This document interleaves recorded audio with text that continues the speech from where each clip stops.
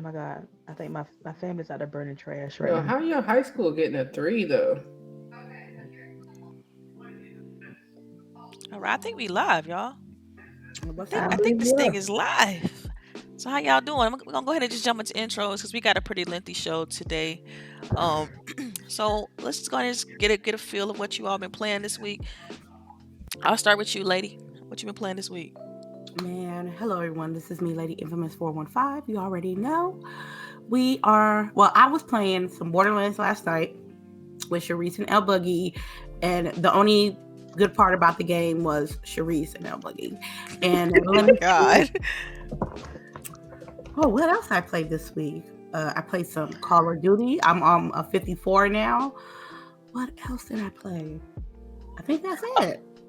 Did I play? Oh, I feel left out. You played Destiny with me. Oh, Oh, don't do her like that. oh. No, this is true though. I played Destiny with Charisse. I kidnapped her, jumped in her party, and we ride with me, and we was doing strikes. We were doing crucibles and leveling up my rank. So that's all I did this week. That's what's up. So what's your level right now? 796. Okay, bet. Okay, I can probably rock with you then, cause like I'm in the same kind of vicinity there. Y'all low. Y'all Yeah. getting carried. We- All right. So what about you, Charisse? What you been playing this week? Of course, played Borderlands 3 with Lady and El Boogie last night. Yeah. I have, of course, Destiny. Star Wars is kicking my ass. And then I jumped on Civilization 6 Oh, Civ. uh, Wow. Okay. Friday. Yeah, yesterday. Came out yesterday. I am playing it right now, and I'm almost either to a cultural win or a scientific win. So I'm between the two. But Persia barbarians are assholes. So Mm. I'm just gonna put You that need out to there. get with my dad on that. He loves playing that Civilization And game. so Oh, this girl, is don't new, tell me right? I need to play with your dad now. Oh, Oh Oh oh. God. god. Oh wow! Charisse, Why would you do Charisse, that? hold on, Charisse. So this is a new game, right? You said it just came out, Yes. just dropped. Wait. Let me. It's a new game for consoles. It has already Console. been Okay, out. so it's new for Yes. consoles. Okay, bet. Yeah. It's already been on PC now for about 2-3 years. And hell, it was on Oh, Steam okay. last year. Hmm. Um, I don't know if it has crossplay yet, but it just came out on consoles, PlayStation, What's Xbox. the name and number? Civilization 6, and then there are also two expansion packs also. But I haven't gotten those yet because they was like the exact same price as the actual base game. So I'm gonna wait till sale to get those. Okay. Okay. But it's good. I'm liking it. It's very in depth. If you played the one on 360, it's more in depth than that. Okay. All right. So what about you, L Boogie? What you been playing? So like I said, we played Borderlands 3 last night. I mean, I don't think that it's like necessarily bad, but it's just like okay. Um, I wouldn't play it unless I had other people Yeah, with to co-op play only, with. basically. Yeah. And then I played Star Wars at the beginning of the week and some Call of Duty. And yeah. Right, all right. So let's go ahead and jump in these topics. Like I said, we got a quite lengthy show today, and the reason why I put this one first is because of Amy Hennig. You all know that earlier on she was doing the Star Wars single player game before the one that everybody's playing right now, which is the one made by Respawn. So Amy Hennig, she's decided to join Sundance Media, which it will be focusing on games, because usually they focus on films. So I just kind of want to put that news out there. Do you ladies have any comments on this as far as her joining Skydance Media? I mean, do you all even know what that is? If you don't, that's fine. We can continue. I don't know who they are, but I feel like if she doesn't get a game off with these people, then her career is probably on its Then she's gonna downfall. retire. Oh wow! I didn't even thought about it like that. I was just like, Well, because she's I already was been thinking, bounced I've heard around a few times, you know. oh that's really? what I've heard. Her name is like associated with different Yeah, organizations because in like the she's from last 3-4 years. yeah. 'Cause she created what the Uncharted. She started Uncharted. She did the Legacy of Kain, all those games back in the day on 360 and whatnot. Um, so yeah, she has a pretty storied career though. Like she's a big time designer in the industry. Um, so yeah, this may be. I mean, I kind of agree with Boogie a little bit on this. That this may be her last stop, but I definitely I'm looking forward to see what she does because I mean she's great at writing games and things like that. And so yeah, but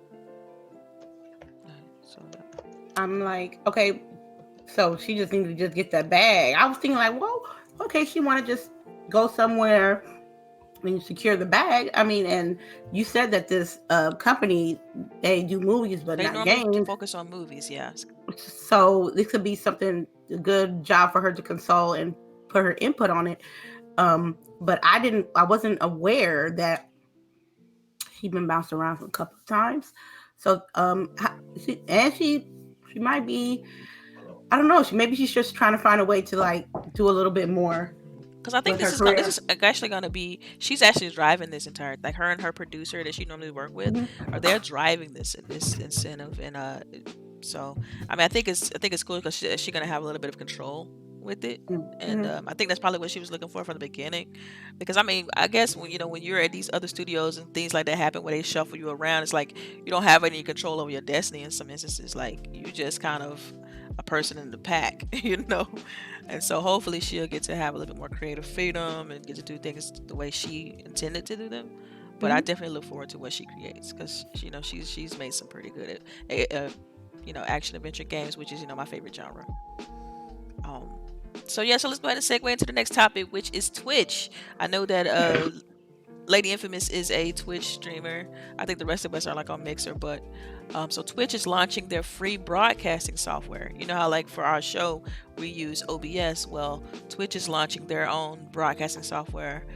How do you feel about that? I guess specifically Lady, and also I think other streamers could use it. I mean, I think it's just something that you can just kind of use even if you're using other streaming services. But so how do you feel about this, Lady? Is it something that you're going to use other than, because I think you use OBS, huh? And it took me a long time to figure that out, and I'm still learning OBS. I don't want to integrate too much with Twitch's software because they have their days that they services don't work, and you want to stream and you can't stream. And I don't want to. Yeah, there have been times in the beginning that I would want to stream, but the app wasn't working, or the website got shut down or something like that. So I really didn't want to. I was like, as soon as I had an opportunity to, use other softwares or other programs to make my stream better, I took a chance on it. I ain't going back. They just want to Twitch. As much as I love the platform, man, I don't trust that company with a grain of salt, bruh. I don't. Oh, damn. Wow. Yeah, I mean, I think that's gonna be the sentiment, because a lot of people, if you're streaming, like you already have your setup. By this point, you already have your software you use. So I mean, I really don't know who they're targeting with this, because probably the new people, Yeah. the new people that ain't never like say I started streaming today. That'll be like a perfect example of using the integrating Twitch and using the software towards your streams. That's one thing, because most people that start streaming, they're not aware of OBS, they're not aware of Streamlabs, they're not aware of making their own overlays and their own music and stuff like that. And Twitch will have that tool for them. That's fine. Yeah, I think it'd be cool, because like, I mean, it'll be all integrated. Like you probably go into the Twitch software and just like pick whatever they got preset, and then hit record, and it automatically just put in your account, and then it just streams. I think that's what they were going for. I don't know if that's a legit feature. This is me just spewing off from the top of my head, but I think that would be the appeal to it. It's just easy entry. You ain't got to worry about setting up OBS. You ain't got to worry about using some other broadcasting software. It's just everything is fully integrated, and I think that would be the appeal. But I mean, I don't know enough. I didn't do too much research on this, because it's not like my preferred platform. But yeah.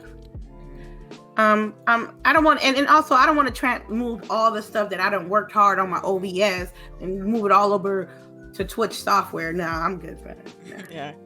Yeah, no, I get it. Okay. All right, I'm pretty sure you ladies have heard about Google Stadia this week. Silly. I got my tongue out and everything. I'm gonna be nice. I promise. I just want to know from you ladies, like, I guess I'll start with you, LBOOGIE. Are you gonna try Google Stadia? Have you heard anything about Google Stadia? And what's your impressions of on what you've heard so far? It's in the bushes. That's Wow. I mean, like, I don't know. Like, Delilah, you've heard some of the same things I've heard. I don't really think that it's going to be, like, I don't think it's going to be a thing. Like, I think that if they don't make the numbers that they forecasted it to make, then they're just going to stop supporting it. Like, period. So Like, you Google you is don't think it known for has that. the longevity that it? You don't No. think? Okay. Yeah, it's like a flash in the pan. Like, Google is known for, oh, this ain't working, so we just gonna quietly shut this down. Well, see, I don't know. I have a different perspective on it because they have announced that they're building teams around this, and that they want to bring in their own set of exclusive games and things like that. But it is kind of strange. I mean, it came out. It seemed like they just wanted to be first to market, right? Because Right. with xCloud having their beta push and getting more people on the platform, they just want to be first to market, But I mean, the launch, to me, I feel like they could have taken a little bit more time and got this launch off right, because they launched with like 12 games and they last minute, shot it up to 20, and then and when you think about a console launch, like it's only been downloaded 175,000 times. That's not a lot. I mean, when you think about like downloads, like you go to your phone and download, like easily most things are already 200, 300,000. So this is pretty low for them, I think. But I honestly think that they're gonna rebound for this, because I feel like it's already a lot of money invested in it, and this is a space that they really want to get into. Because from what I've heard, when it works, it's fantastic. And I've actually tried it, but I've tried it on PC and I've tried it on mobile phone, and it's great. Like I didn't run into any issues. Now I'm gonna say that when I tried it was in like a everything was kind of preset, meaning that it was in a perfect conditions, kind of did, because it was a setup by them at PAX, so they had everything all set up. You can walk up and try the PC, walk up and try Google Stadia on phone, and so it was perfect conditions. And so seeing the feedback on this as far as the latency, people not happy with the games, because I mean, let's be honest, all these games are already out on other platforms, so they already got an uphill battle. But man, in some instances, like I can agree with what Boogie is saying on this, because when you start a launch like that, it's just you already putting a bad precedent and taste in people's mouth on like the game offering and what can be done. So, how you feel about this, CHAREECE? Wait. What was the thing about the controller too? Because didn't they like not send people controllers? Like I don't get how yes, you that like. was another thing. It's supposed to be like a system, right? Like what system comes with no controller? Yeah, I mean, I didn't because they understand promised that people part either. controllers and couldn't get the deliveries out in time. They're just new, like they're babies at this. Like this is new for them. They don't, it's like, and then they were They're saying not how that new. They send out cell phones. So, like they have their own little hardware system. They are not that new at this. That when you make one console, you should also make one controller to go with that one console. I can understand if you're like gonna make extra, you have to buy the second controller. That's totally understandable. But the fact that you buying this special, you shipping out this thing, yet you can't play it.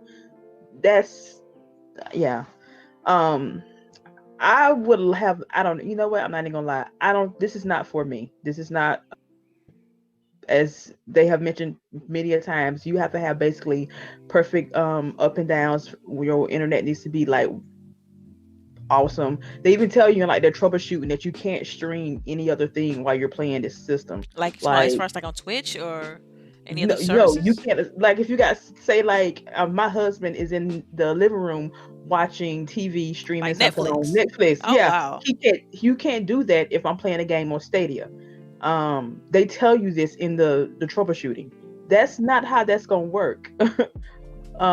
Most people don't even have cable nowadays. They all have streaming services. So I'm supposed to, while I'm playing for 3 or 4 hours, everybody's supposed to sit around the house and twiddle their thumbs. That's not gonna work.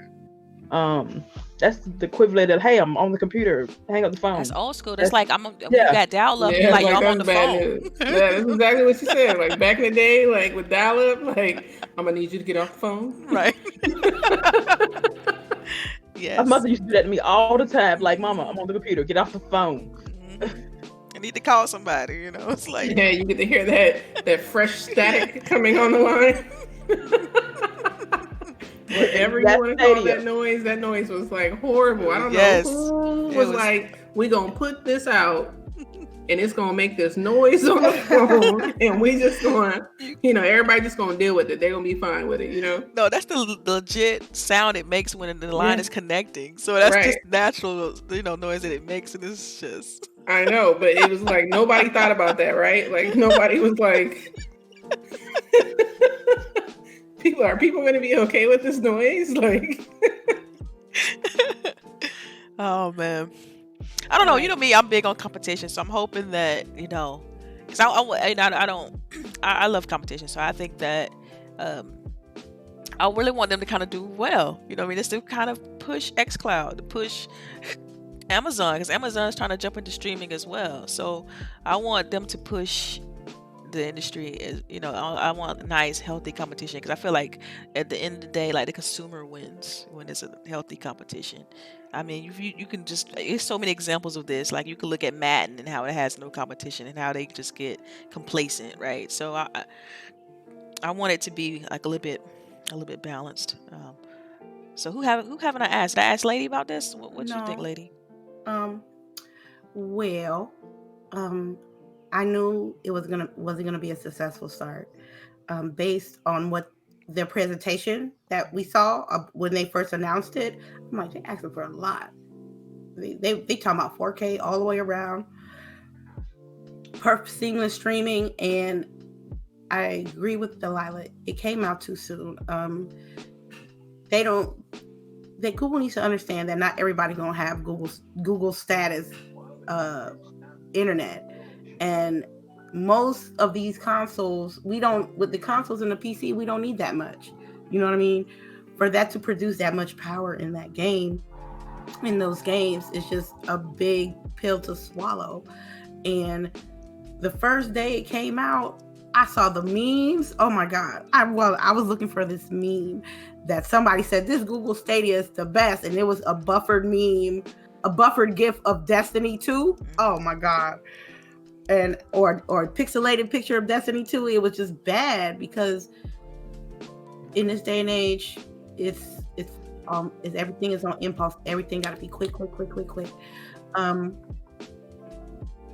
I wasn't like happy that I was like, it don't work. I was like, I knew it. It was just something too big too soon.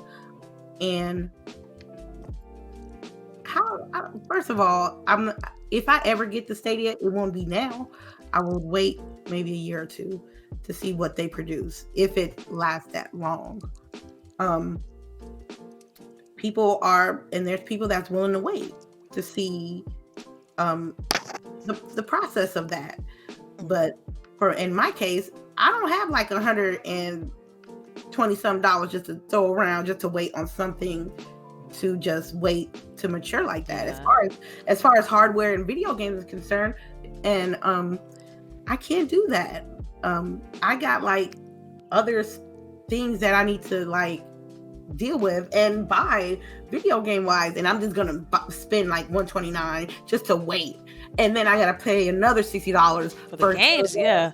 For the game that I got on PC, Xbox, and PlayStation. You know what I mean? Yeah, I mean, like, they already at a disadvantage as far as the games. I mean, you got to rebuy these games. And the games that they announced, like I said, they're already available on other platforms. And if you have xCloud, you can play some of them. So it's like,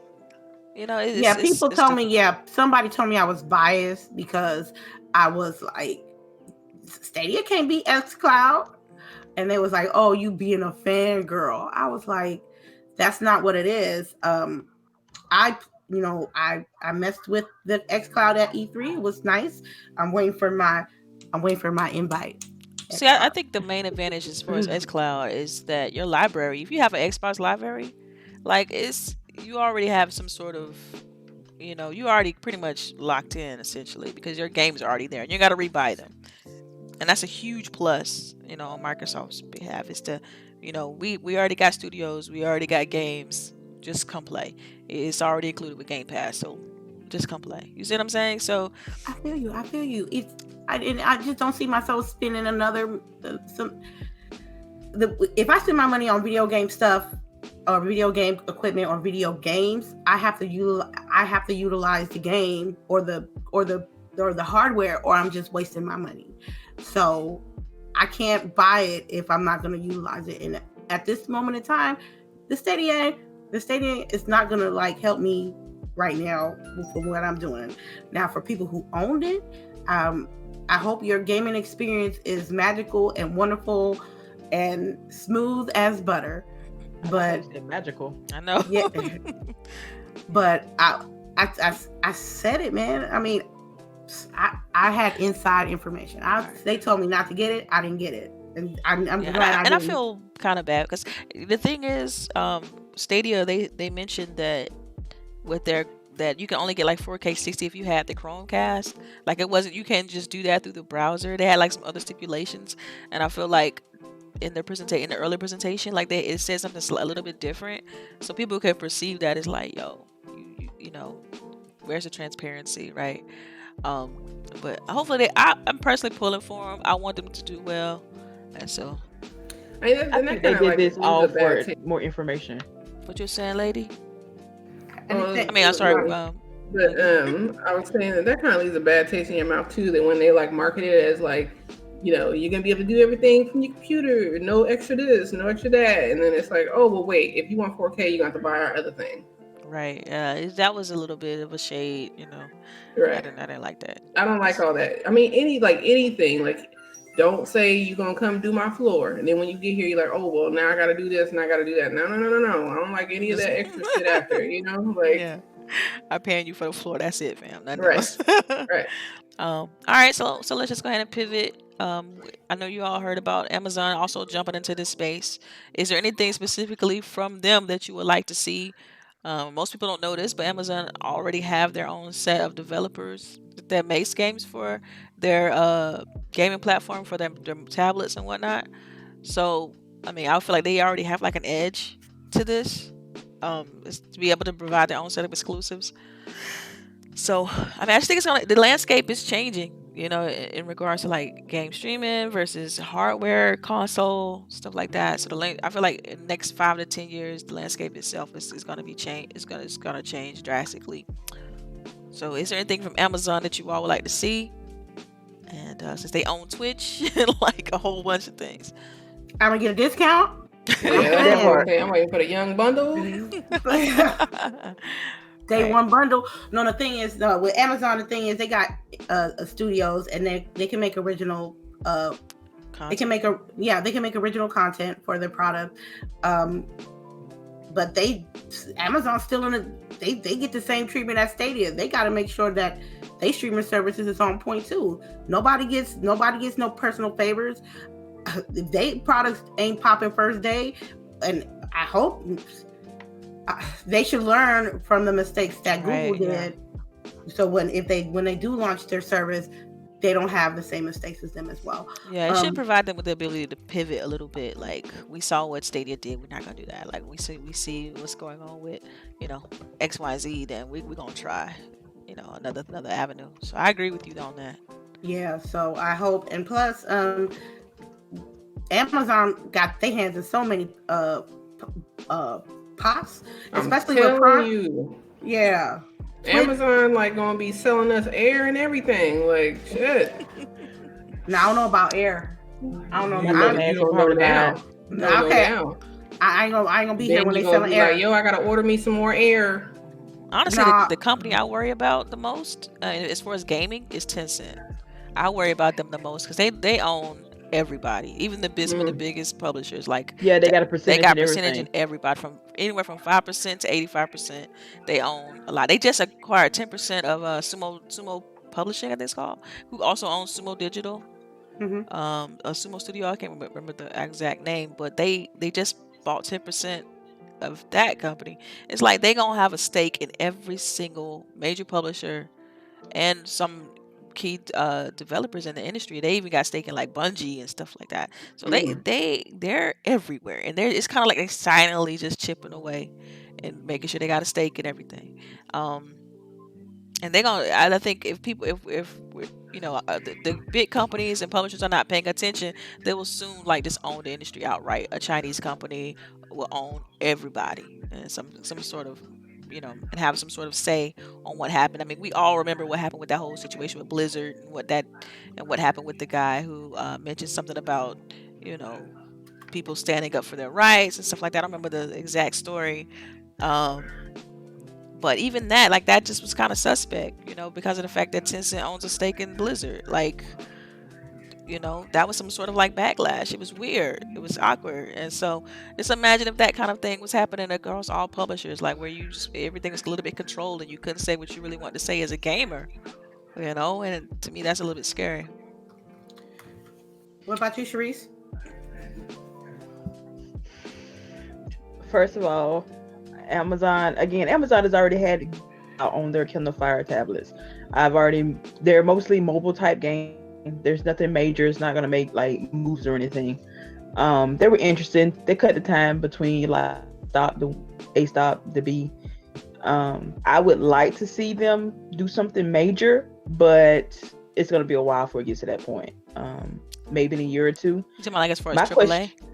Yeah, like an indie. I could see them putting out an indie title in probably next year and a half. But AAA's might be a minute because again, they're new at it. And then my question would be, are they gonna put it out on console, or are they going to just stick it to just their tablets and devices? Like, even a lot of people don't notice that this is actually based on Android software. So you can modify them. You can just go and get Google Play Store apps and stuff also on your Kindle Fire. Right, yeah.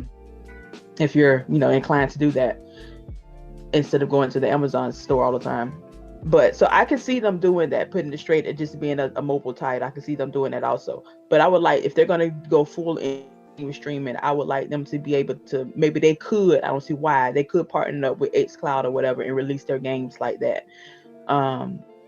That way I wouldn't have to buy a second device. That's a stretch, because you're asking Amazon to partner with Microsoft. I know. Like, that's a stretch. Again, it's just like if we're dreaming here, which is like a huge dream.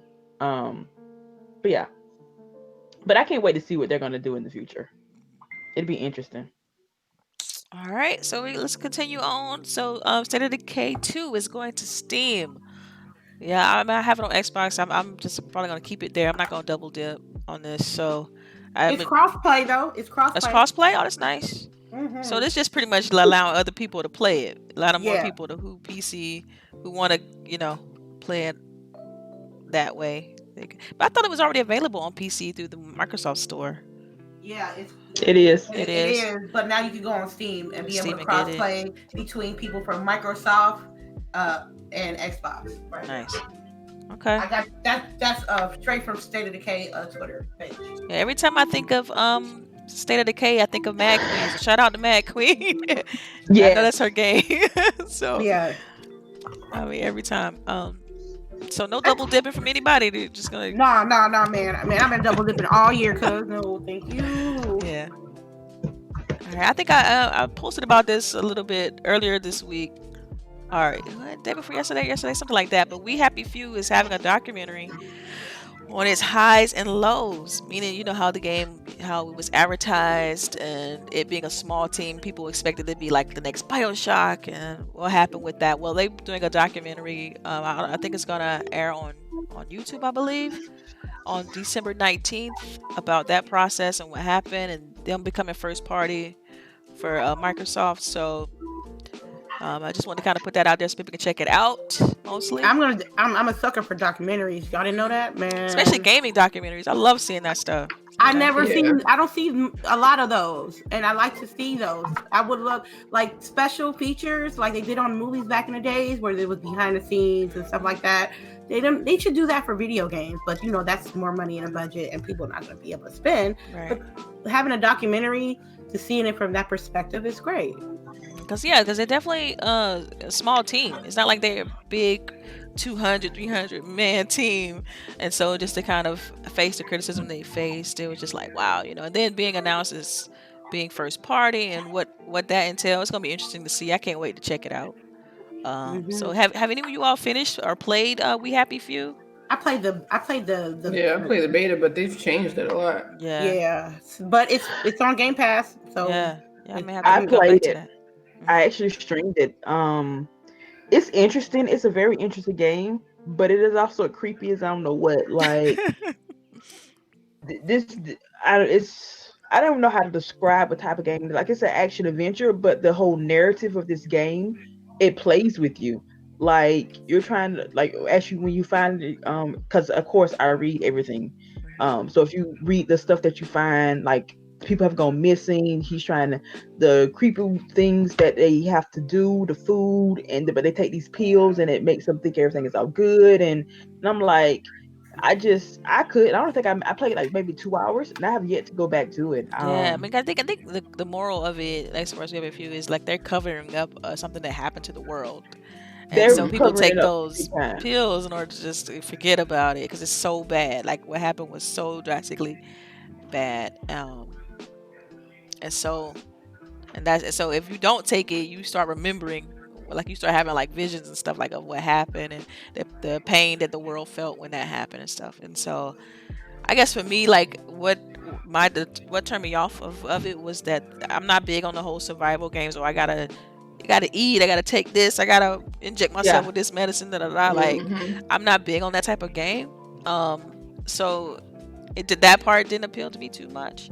But what I played as far as like first person, and then the way they was telling the story was actually very interesting and very dope. And they actually just released their last bit of DLC too.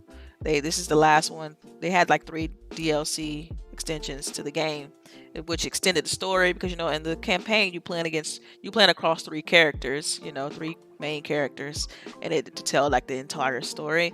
And so the expansions kind of like added to that. And believe it or not, like we have, if you actually has a cult following, which is, I had to, when I was researching the topics, like it was interesting to kind of see that, I mean, people are engaged in forums and people really looking forward to the DLC. And so that was kind of cool to check out as well. I think I might dip.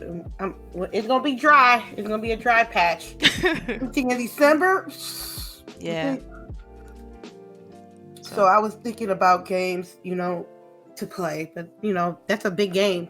Yeah, it is pretty lengthy game. Yeah. So I got to be dedicated, really finish that.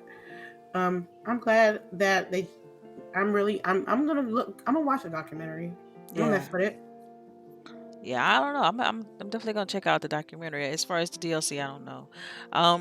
So lady, I threw this topic in here because I know you Call of Duty Modern Warfare fan. Call of Duty Pro. Excuse me. Call of Duty Pro. So what's going on with Call of Duty? Like, I heard that they had some issues as far as like with they leaked some maps. People. Okay, now this is like they're nerfing footsteps, so you can't hear as much, and crouching as well. Also, they teased a new map called Wet Work. It's a rehashed map again from a previous map. And the thing about that is, I ain't surprised at all about it. I'm thinking, like, as I'm reading, it's a tough week, footsteps, guns. I'm like, they're doing the battle pass with 100 tiers that you can buy tiers with COD points. Personally, I don't care about that because my COD points is collecting dust right now. I have COD points from all my Call of Duty games. I don't use those. I just think it's a lot of people complaining. So you think it's a bunch of noise about nothing? Yeah, and it's always been that way with Modern Warfare. It's always something. Like back in the days, it was like, we got a patch, deal with it. You know what I mean? And they fix what we fixed, and people who really play Call of Duty, they'll work a way around it. You know what I mean? If it's too loud, we move a little bit slow. If the gun's too OP, put a suppressor on it. You know what I mean? And I just think I'm still enjoying the game. I streamed it this week, and it ain't. I just the crash. The thing that I don't like is they're rehashing the map crash, and it's called. When you say rehashing, so they pretty much redeveloping it. Like what's rehash? Like a copy and paste. That's what I mean. Okay, so they're not too many changes. Just kind of. Yeah. They got gun car. They're gonna list the map cargo, which is the reminds me of Crash. They're doing a gunfight map 2v2 there. They're going to make extend it to 6v6. Wet Work is the outside. It's a boat map. It's a boat map from like outside from the original Modern Warfare, but it's on the inside. People another legit complaint is the maps. The maps is too big, man. Ain't no way I'm running and like for probably like a minute and a half. Either I get shot or I'm shooting the enemies, and then I get shot, and they put me all the way in the back of the map, and I have to. It kills a lot of time. Yeah. I don't like the XP because usually back in the days when you use your XP tokens, your token timer stops when you on the lobby menu, and then your timer starts again when you play a game. Not with Modern Warfare, your XP clock will run while you're in the lobby searching for a game. Wow. I think that's not fair. Wait, so when you say XP clock, like what is that? Like you get Like points over double time? XP and stuff. So like when you have the tokens to give you Oh, I see. 15 Okay. minutes of double XP or whatever. So if like, you're 15 minutes in the menu, you don't get nothing. Yeah. Oh right. God. Yeah, that's. I was not like, good. I had 30 minutes. I legit played 2 games because of the lobby menu. Where you supposed to at least play 4 with a 30-minute XP token. I noticed that. I didn't like it. But is it gonna stop me from playing the game? No. I just want to see what that battle pass is looking like, and it's 100 tiers. You purchase tiers with COD points. I believe you get COD points by microtransactions. Am I right? I don't know. I personally don't know. Because I don't know. I haven't even paid attention to COD points because Man, like, me what do you neither. use that for? Man, for cosmetics, But they don't even have any cosmetics. they gonna have some in a minute. Okay. All right. Yeah, but like I said, I'm not tripping about it. I paid for my game. I have to adjust with.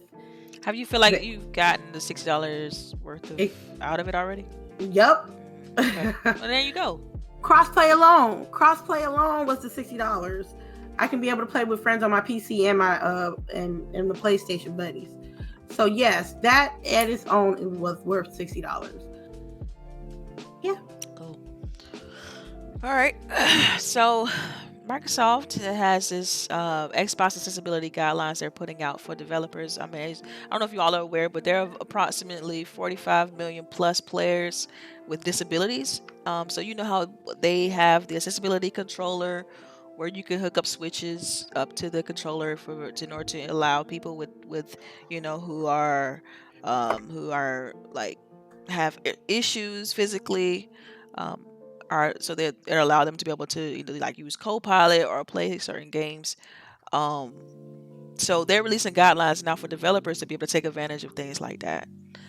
So I just wanted to kind of that's like a little bit of information I want to put out there, and I want to get an opinion on what you all think about this. I mean, I went to this accessibility, gaming accessibility kind of like tour, and it was interesting because it was like it was just things I didn't think about when it comes to accessibility, whether like when you're playing PC games, how some people have to get the high contrast keyboard pieces because they can't read certain letters like the ASD, so on and so forth.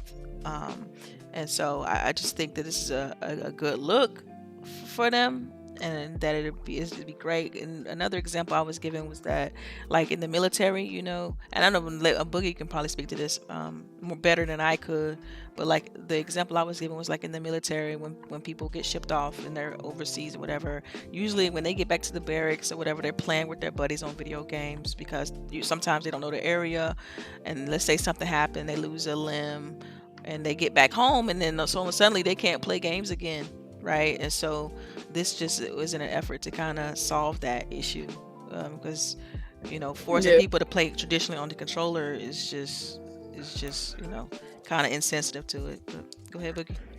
I was just gonna say and that that's when I really started getting back into games, because it's like kind of something that connects you, and at the same time, like you said, most of the people you kind of like you're not from the area or whatever, so. Video games is like easy to play with, no matter where you are. So I think that's why a lot of military people tend to play video games. But Yeah, I like to call it the Yeah. universal Great connector thing. because I when think you it's The a live playing platform. stream went game, offline. Oh, right? really? Like even when you play games, like it's like an Delilah, we went equalizer. on. Never mind. We came back. I don't know When what you're playing happened. games, like it's an equalizer. You know what I mean? Like uh I don't know that the person I'm playing against is disabled or having issues or have cerebral palsy and you just don't know. You just playing the game. You don't know if you're getting wrecked by somebody who's limb sensitive and stuff. Right. So I mean I think that's what I love about games. It just evens the playing field.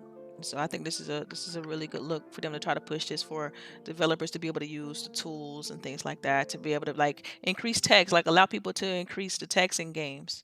I mean, I think Yeah, Outer I Worlds do. recently released a patch on that. It was like, yo, we know that some people are having issues with reading the text.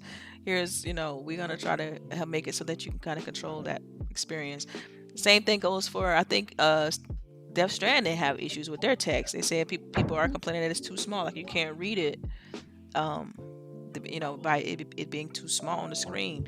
I know xCloud is, since people are going to be playing on mobile devices and tablets and phones, like how do you increase the text there so people can like so the text is legible and people can understand what's being said on there. So this is a big deal as far as accessibility and including people to be able to play these games. And so kudos to them for pushing this.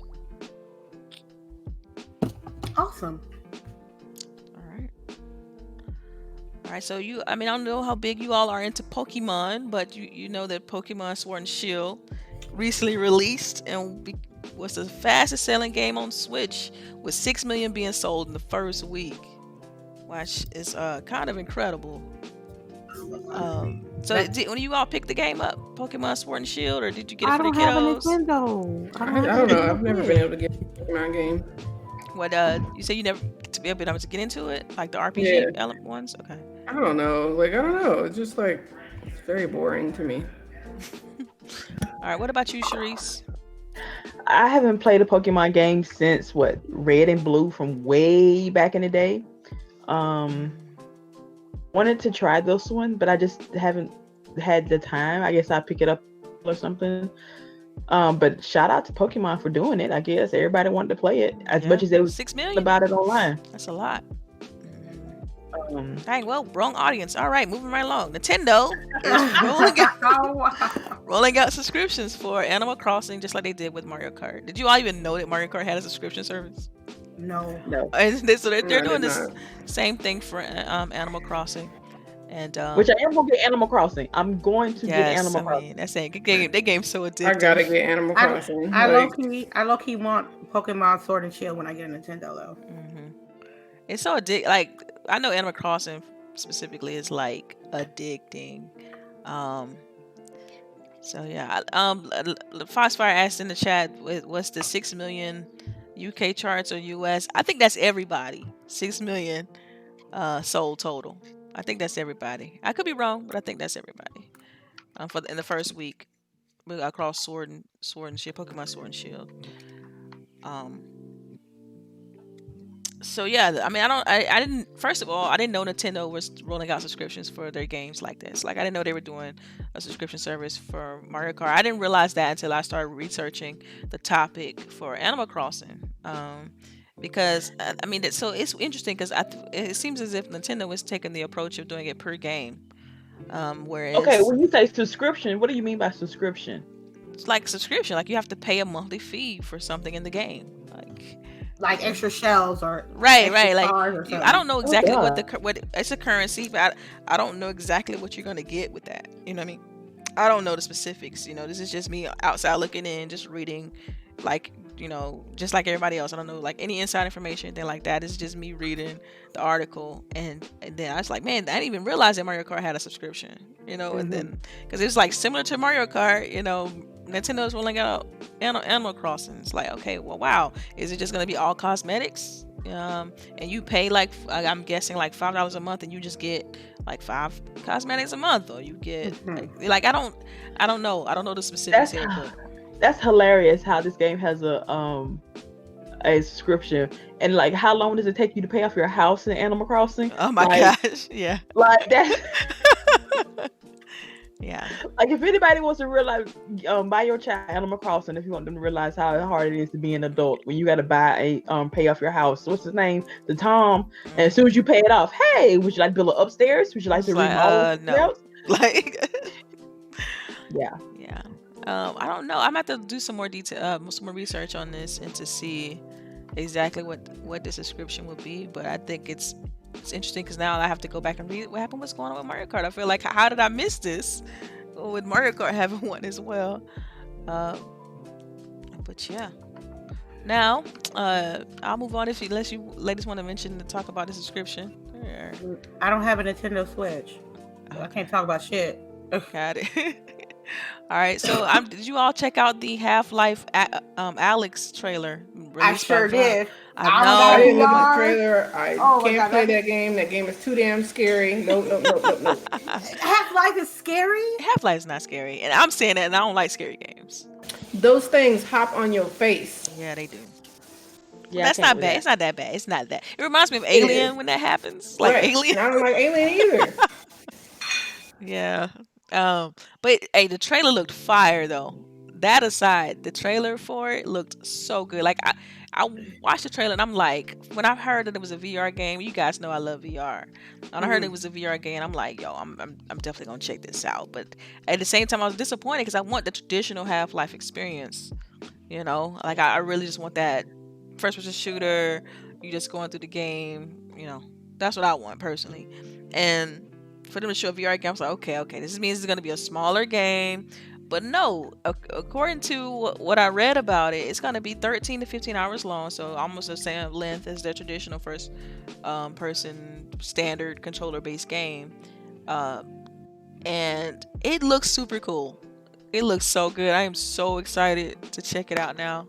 And I was just like, but I know me from playing VR, I can't play VR in long lengths. I can only play maybe like 30 minutes most, and I'm like, okay, I'm tired. It gets hot inside the headset and things like that, so for me it's gonna be in small bursts of playing it, but I look forward to it, and hopefully this is like the killer app that VR needs to kind of, you know, be bigger in the industry, I would say. But I'm looking forward to this. I mean, if you haven't checked out a trailer, go check it out. LBOOGIE, I know you know say it's too jump scary or scary her, but check out the trailer. It's fire. But yeah, is anyone else other than myself looking forward to this game? No, you know what? I don't have but Come on, I y'all. have a reason. I've never played Half-Life. You've never played Half-Life 1 or 2? I've never played Half-Life. I've never played 1 or 2. So the orange box, nothing. Nothing. Portal. So damn, homie. I played Portal, but I didn't play Half-Life. Yeah. So to me, this is just, it's like, okay, but I don't have the historical knowledge or the nostalgia that everybody else has for this series of games. Oh, but so it's gonna get sold though. I'm sorry, it's gonna get sold. It's getting bought day one. Please believe. What's interesting though is that, like, I mean, everything's on YouTube now, man. If you ever want to get caught up, man, you can always just watch the movie on YouTube. Just watch the movie. Just watch Half-Life 1 and 2 cutscenes. That's it. Story, summaries. Some people love doing stuff like that. Just find a story summary, read you a few articles, man. You good. You jump right in. Hella clip notes. Convince Mrs. CHAREECE to get you a VR. You good. You in there. Hell, I got one at work. See, you in there. You in there. But yeah, I'm looking forward to it. All right, I'm trying to fly through these topics. If anybody who's listening have any questions about, like, you can ask us anything. Typically, we love this. Is one of my favorite parts of the show is the Q&A. So just type in all caps the word question and then your question, and we'll try our best to answer them live on the show. And so who's gonna get the questions for me? Are we gonna talk about the video game awards? Yeah, I'm getting to that. I want to just put that out there. So CHAREECE, CHAREECE is the question master in the chat. Okay. All right, bet. All right, so look, let's go ahead and talk about these game awards. We know it was a bunch of controversy going on surrounding it, and I just want to kind of pull it up because I didn't pull up the list of like the nominees and stuff like that. I got the nominees right now. Oh, she ready. She ready. All right. Oh, look, she got clear throat and everything. All right, we're gonna start with Game of the Year. It's So you should have saved the game of the year for last, but all right. Okay, no, that's fine. We can do that. Let me go Okay, all the way to the bottom. All right, I can then, do let's that. go. Let me go all the way to the bottom because some of these nominees, some of these categories, I don't even know who they is. To be honest with you. All right, best VR AR game. Right, it got Asgard, Wrath, Blood and Truth, Beat Saber, No Man's Sky, and Trevor Saves the Universe. All right, so the best game in the world. We'll all just give our quick opinions on those. Like, only one I've really gotten too heavy was Beat Saber. That game is so addicting. That game is so fire. Yes, I love it. I played it at a couple of events in the Discord headquarters, and that's was one of the games they had. Playing Travis Scott on Beat Saber, man, gave me life. Yeah, Beat Saber that's the game. Yeah. What's the next one? What about you guys, LBOOGIE, CHAREECE? Beat Saber. Yeah, Beat Saber is the business. Like, I kind of want to get one of them little Oculus ones that you got. Yeah, just because you're able to get like all the songs and stuff. Because on PC you get way more songs than you do on the PlayStation Network one. Oh, I didn't know that. They trickling them out. Like we just got what's it called?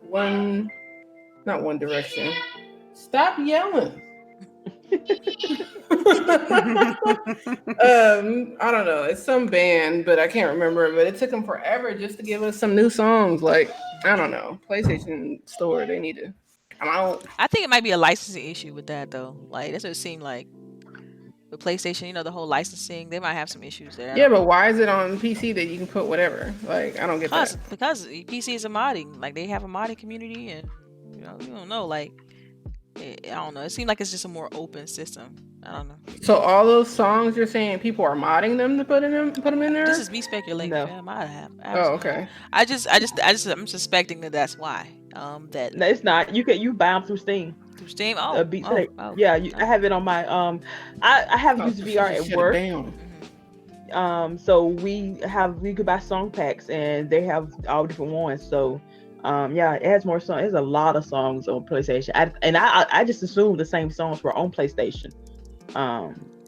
So I didn't even think about. But yeah, Beat Saber hands down.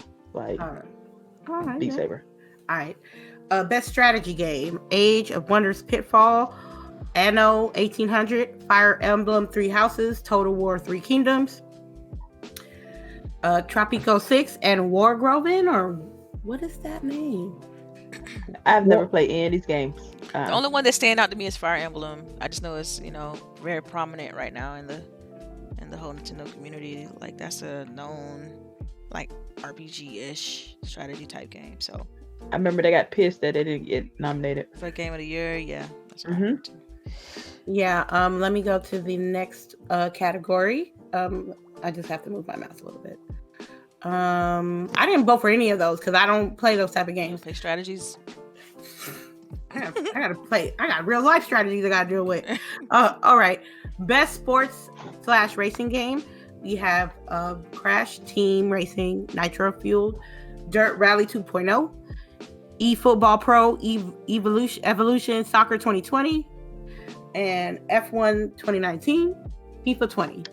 FIFA 20 gonna get it. It's gonna be between Dirt FIFA. Rally 2.0 or FIFA 20, because I seen people play on a Dirt Rally. Yeah, I can see people taking that like hands down, easy. But FIFA, people love FIFA. Well, another thing that's interesting to me is, like, I've always disagreed with this category as far as having sports mixed with the racing games. I've always felt like that because you had like Need for Speed, and then this is one of the only years that Forza didn't release. It's like because you had those games, I always felt that it needed its own category outside of like the basketball, the football, the soccer, the hockey, the golf. Like, I wouldn't bundle them because come on, Nitro Kart racing is not like Forza or F1 racing game. It's not, to me. I wouldn't consider that a sport when compared to those games. So, I don't know. I don't understand why they didn't break this one up. I've been asking for that like the past 2-3 years. But who am I? All right. All right. Score and music. We have Cadence of Hyrule. We got Death Stranding. We got Devil May Cry 5. We got Kingdom Hearts 3.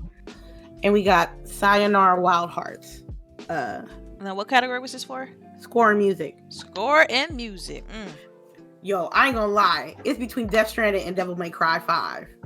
Because when I was playing Devil May Cry 5, and when I was playing and I was about to play fight some enemies, the music be like, don't.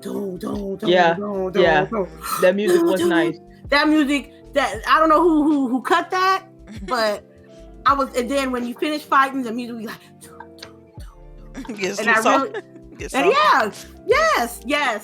And at the end of the game of Devil May Cry, you fight and the soundtrack goes through. I really enjoyed Devil May Cry soundtrack, but Death Stranding, when I played it, one of the best parts of playing that game is the music while you traveling across delivering packages. Okay. That's the main music, right? That's the soundtrack. The soundtrack, okay. The soundtrack. You can change the songs and stuff too, right? Yep, but this is the thing, you can't like music playing or something. Yeah, somebody's music is coming through. I sound like Charisse. I hear anything? I don't. Hold on. All right, stop now. Oh, okay. I don't know what that was. It sounded like somebody playing like a music box or something. It was weird. Or their game was playing. Got music boxes in 2019. Or they was playing a video game and saying they had it up until it's too loud. You feel me? But you can mix up the what you want to play while you in that capsule, while you at like your home base, but you can't mix it while you delivering packages. It's whatever they want you to play, whatever they want you to listen to. So I'm delivering the packages and I'm like, okay, I like this song called Ghost from the soundtrack. And then when I go to my safe house, I'm like, okay, I can be able to mix it. That's fine. That's great. And then I'm like, okay, let me get my mix out while I deliver these big old packages. And then you can't do that while you're doing it. So I don't know. I'm really thinking about picking this game up. I want to wait on a price drop. What you talking about, Death Stranding? Death Stranding, yeah. Yeah, you better wait. Because I've been hearing, I'm tired. I'm tired of hearing mixed reviews. Like one person, oh, it's excellent, oh, it's great, and then you get this next person saying, oh, it's bad. I'm like, so at this point, I'm like, I kind of want to try it myself. I'm just tired. I strongly suggest you get it on sale. I don't even think they're gonna have it on sale for Black Friday though. Like, they better. I don't know. They better. Let me see. Let's go to the next category. It is role-playing game. We got Disco Asylum. I have Final Fantasy 14. I have Kingdom Hearts 3. I have Monster Hunter World. And I have the Outer Worlds. I picked Outer Worlds. Yeah, I'll have to. Right now, Outer Worlds will be my pick too. I'm loving that game. The game's awesome. Yeah, I can't wait. I think my second though would definitely be Monster Hunter World because I had fun playing with friends on that one. Yeah, I just wish that they had a better connectivity because I heard that the connectivity still hasn't gotten any better. Oh man, that sucks. To connect with people. I know it took us forever and a day to get connected. Sometimes we would spend the majority of the first hour just trying to get connected with each other. Oh man! But it was fun when we were connected and we actually fought hunt monsters. It was fun. It was fun. I picked Outer Worlds. I already know. You know what I'm saying? Let's see. Performance. Ashley Burke for Parati Bread, Outer World. Okay. Courtney Hope. Call it Parati Bread. You killed me with that. I had to think about who you was talking about. Parati Bread. Courtney Hope for Jesse Faden in Control. Laura Bailey at Cat Diaz as Gears 5.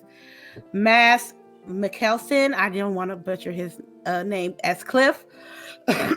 Matthew Porretta for Dr. Casper Darling in Control, and Norman Reedus for Sam Porter Briggs for Death Stranding. I'm gonna have to pick my girl who played Kate in Gears. Yep.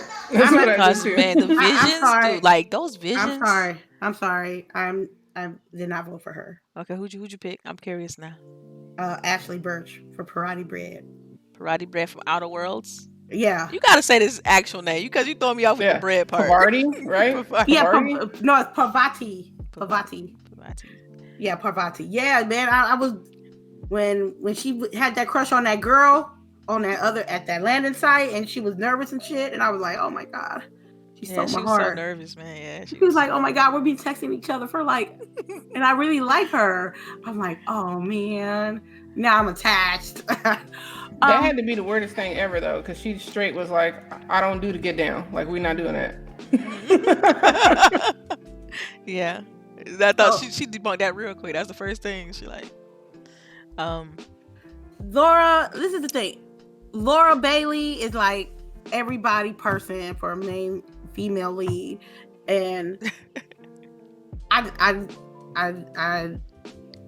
hate to see it. So I want more voice actors. I want more diverse. For Troy Baker and Laura Bailey ain't the only voice actors in the video game world. So, Man. and I didn't play as Kate in Gears 5. I did not play Kate at all. Oh, see, you played to me. Playing Kate was butter because you could see all her visions and nightmares and stuff like that. It was so good. Yeah, like, and you only saw it if you were her. Yeah, if you were like, her. Yep. Like when I was playing with CHAREECE, like she was what's old boy's name? The black guy. Dawn. What's his name? Yeah. Dale. Yeah. So she was Dale, and she was like, "What's wrong?" And I'm like, "I'm seeing something." Like it would stop you dead in your tracks too. Yeah. And then like, I'm having a vision. Like, one of the homies played Kate. He was like, "Whoa! I got visions." I'm like, "You guys got visions?" We were like, "No, we don't have them." He's like, "Oh my god, these visions are weird." So his experience was different from mine. I played as Dale all day, all through I played as Dale. But I want Ashley to get it though. I that's my personal choice. Yeah. Ongoing game. We got Apex Legends, we got Destiny 2, we got Final Fantasy 14, we got Fortnite, and of course. And Tom Clancy Rainbow Six Siege. I'll have to pick Destiny 2 on this one. Man, I'm picking Rainbow Six Siege. Yeah, I did too for like longevity game. Yeah, I picked Destiny 2 because that game, I've never been big on Destiny like that, and I still go back and play that game. Mm-hmm. It's just, and I still go back and play Rainbow Six too, but like usually when you go back and play Destiny 2, there's so much for you to do. Mm-hmm. And then they keep adding like, new executions and stuff like that, and abilities for your character, and so I don't know, man. I have a love-hate relationship when it comes to that game, and so I don't know. I keep going back, so it keeps. That's why I said it. Just that gameplay, it's that gunplay. It's got that classic Halo gunplay. I was like, man, forget Destiny. I don't care about that game. Then I put it on my PC, and I was like, well, I got it. It took me 2 days to download because my internet is not the best. So I said, let me like any big game like that, I have to play it to test it out to see how it goes. So I was like, oh, okay, it's looking nice. And I was like, well, let me find something to do. So I was like, let me play a raid. Let me play a strike, see how it plays on my PC. It plays fine. Let me go play a Crucible. It played fine. Let me go play a Gambit match. It played fine. Next day, I kidnapped CHAREECE and played Destiny. So it's a good game. But Rainbow Six, 8 took my life for the majority of the year. I got you. Like 15 weeks straight. I was like 2 or 3 days out the week, I was playing Rainbow Six Siege. I was putting up Rainbow Six Siege clips. I was ranking up in my level on PC and PlayStation so I can get godlike in Rainbow Six Siege. For me, it was Rainbow. I'd be like, Rainbow, and I enjoyed Rainbow this year more than Destiny 2. Because personally, I was like, I'm not spending no more money on no more DLCs after I don't spend $120. Wow. Yeah. Next category. Yeah. It is narrative. It's A Plague's Tale. Oh, that's Innocent. mine. Oh wow, okay. Yes. Plague's Tale, Innocence, Control, Death Stranding, Disco Asylum, and Outer Worlds. Definitely. It would have to be, like 100% have to be, for me at least, Plague Tale Innocence. Just the way that story is being told is, I love it. It's so good. That'd be mine right now. And plus, because I haven't finished the other ones, so I'm a little bit on the bias side when it comes to it. So yeah. I'm going with Outer Worlds. Wait. What about you, Charisse? What do you think? I like. Okay. Don't get me wrong. The storytelling in Death Stranding is good, but I'm more familiar with the Obsidian style of gameplay and storytelling from the Outer Worlds. So as soon as I got into it, I was like, the first real mission is the last mission from Fallout New Vegas. I'm like, for real, I got it. You know what I mean? So narrative for me is Outer Worlds. What about you, y'all? I know. Well, I know Plague Tale Innocence. What about you, LBOOGIE? I didn't hear Charisse. I don't know what Charisse is doing, but I didn't play what is it, Plague Tale or whatever? Yeah, I haven't played that, so I can only go on what I played. So usually it was Outer Worlds that I picked because I just thought that they did like such a good job with that game. Yeah, for them to be like a Fallout kind of aesthetic. Right. Sorry, I had muted myself, but Outer Worlds. Man, unanimous almost, except for me. But yeah, Outer Worlds, that game is anybody who has not played that needs to play it. If you have Game Pass, it's like mandatory. You should at least play like the first 2 hours of it, like for real. That game is awesome. All right. Sound like Outer Worlds may rack up on for the cameras anyway. We're not gonna go there. They could rack it up, but you never know. You never know. Multiplayer game of the year: Apex Legends, Borderlands 3. They just need to kick Borderlands 3 out the fucking category. Wow, wow. Modern Warfare, Call of Duty, Tetris 99, Tom Clancy, The Division 2. Now, a lot of people have been playing Tetris 99, and a lot of people have been playing Apex Legends. But that Call of Duty Modern Warfare. Dang, I don't know. I can't speak on any one of these games. None? I've seen my husband playing the Tetris game, but yeah, I can't. Because I'm not. You all know I'm not really big on the multiplayer competitive shooter. Outside of playing with you all on whatever game y'all want to play, man, I like my single player story driven base games. So, K Mega's like, but Borderlands 3 is dope. What you talking about? The reason why I said that because it plays similar as the other two titles. And I ain't trying to live that life. It felt the same to me when I played last night. We played for like 2 hours and some change. So it was more colorful. It was more like, it was more the same of the previous two titles. With Call of Duty Modern Warfare, it had cross-play. So this was like the first time you can talk mess with people from other platforms. You get spanked by people from other platforms. And people don't understand the significance of having a big AAA title like Call of Duty being a cross-platform. And that's why I voted for that for multiplayer of the year. Wow. Yeah. I just want to say that there's about 26 people watching. Please hit the like or dislike. Let us know how we're doing, please. Thank you. We really appreciate that. And thanks for the 26 people that stopped by. Mobile game of the year: Call of Duty Mobile, Grindstone, Sayonara Wild Hearts, Sky's Children of the Light, and What the Golf? ? I didn't even vote for this category. I did because I played Call of Duty Mobile. Y'all play Call of Duty Mobile? Yeah, I played a little bit of it. I mean, you rank up quick. And I was wrecking people. I'm like, people don't know how to play this shit. Oh wow! I was like, I'm playing like poo poo poo poo poo on my phone, and all you hear is in the background.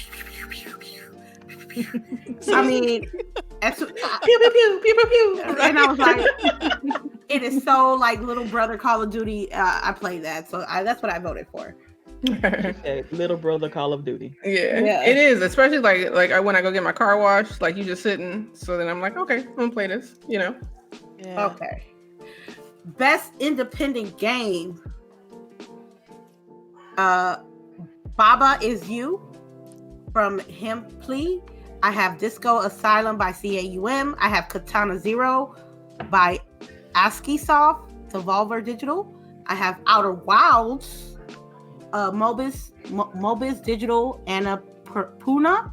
and I'm butchering these names. I'm sorry. You're strong. It's okay. No, it's cool. It's okay. I'm trying. She didn't help you at all. Yeah, you are. An Untitled No, be Goose brutally Game. honest. Go ahead. Untitled Goose Game.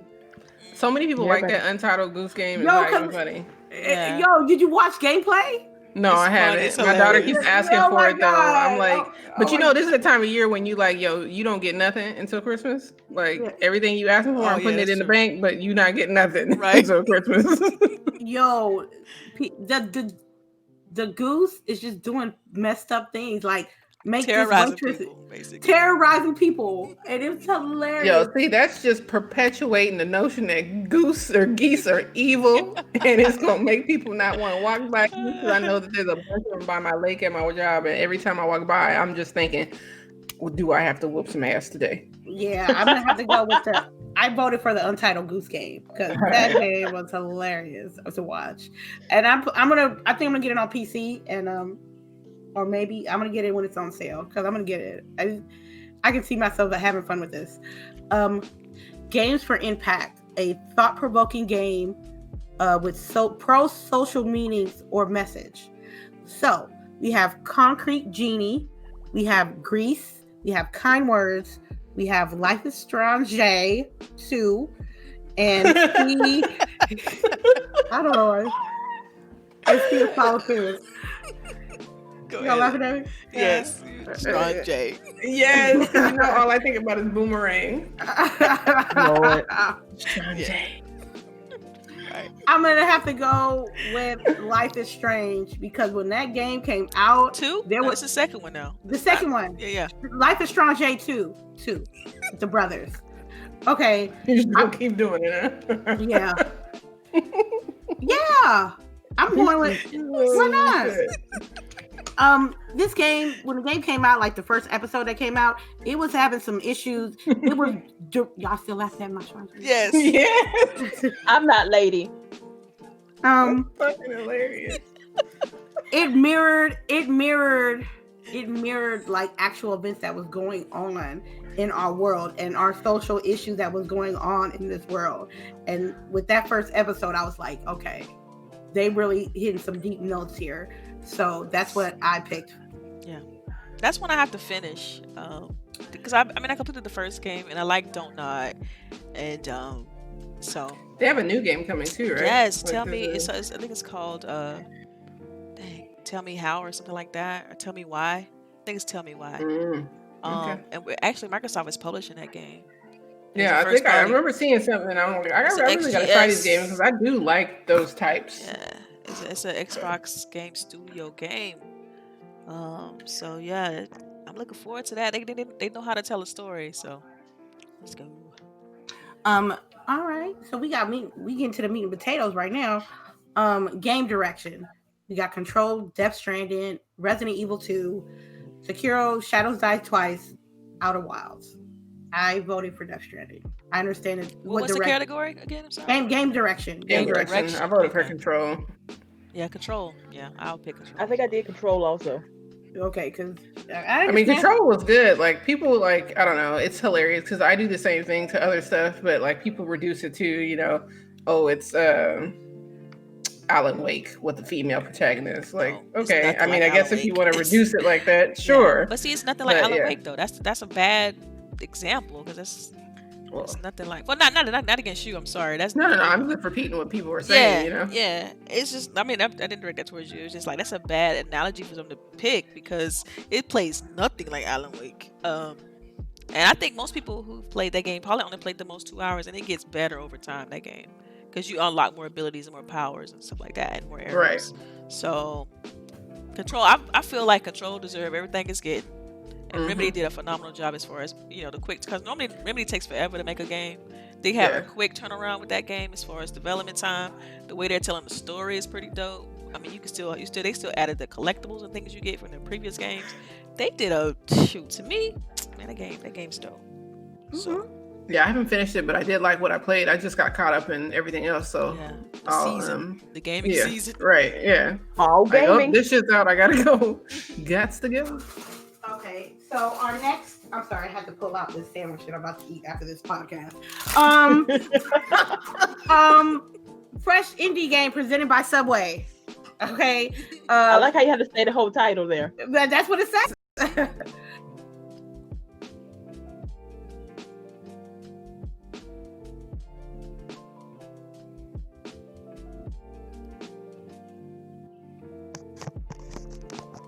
Out of Studio for Greece, Dead Toast Entertainment for My Friend Pedro, Mobiz Digital for Outer Wilds, Mega Crit for Slay the Spire, and House for Untitled Goose Game.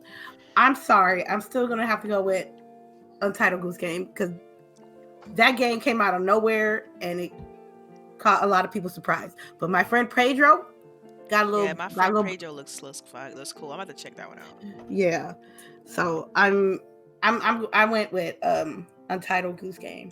What about you, ladies? You can skip if I you're missed not the first familiar. half of the nominees on that one. Zom, like you did, like the first half. Like did I say my headset went out for like half a second. Okay, no I problem. didn't even vote on this one.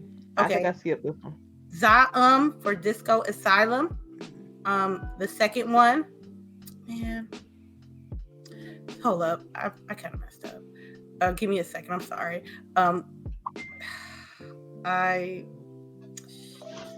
She got distracted by something, Lord. No, I pressed the back button on my browser, right? Yeah, and it went completely back. No, so cool. I think I remember the rest. I think out of those, I still would kind of pick My Friend Pedro. Yes. So. Okay. Direction, community support. I'm looking. I'm getting caught up.